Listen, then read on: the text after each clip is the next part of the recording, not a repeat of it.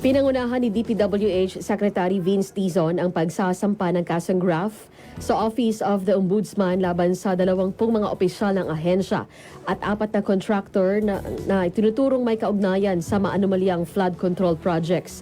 Kabilang sa mga sinampahan ng kaso ang St. Timothy Construction Corporation na kinakatawan ni Sara Diskaya, dating DPWH District Engineer Henry Alcantara at dating Bulacan 1st District Assistant Engineers Hernandez at JP Mendoza at ilan pang respondents.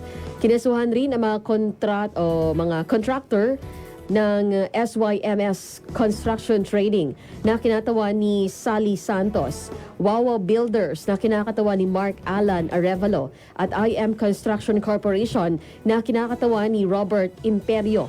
Ayon kay Dizon, ang pagsampa ng kasong malversation through falsification of public documents, paglabag sa Anti-Graft and Corrupt Practices Act at paglabag sa Government Procurement Act laban sa mga respondents ay may kaugnayan sa 5 maanumalyang project sa Bulacan.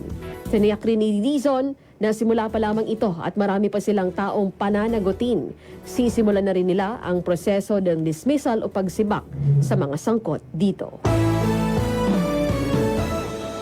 Binigang linaw ngayon ng legal team ni dating Pangulong Duterte ang dahilan nila ng paghili ng adjourned proceedings na kinakaharap nitong war on drugs sa International Criminal Court. Ayon kay Nicolas Kaufman, ang lead counsel ni Duterte na dumaranas ang 80-year-old na dating Pangulo ng cognitive impairment, kaya hindi ito maaring dumalo sa pagdinig.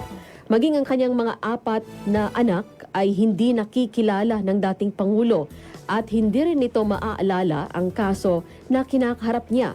Dahil dito, naniniwala sila na hindi nag-i-improve ang kalusugan ng dating Pangulo, kaya hiniling nila sa pre-trial chamber na dapat ay i-adjourn ang lahat ng mga legal proceedings sa kaso nito indefinitely.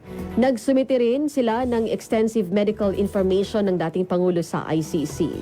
Unang hiniling ng kampo ng dating Pangulo na sana ay payagan na ng pamahalaan ng Pilipinas ang pagpapawi sa kanya kapag naaprubahan ng hirit nila ng interim release.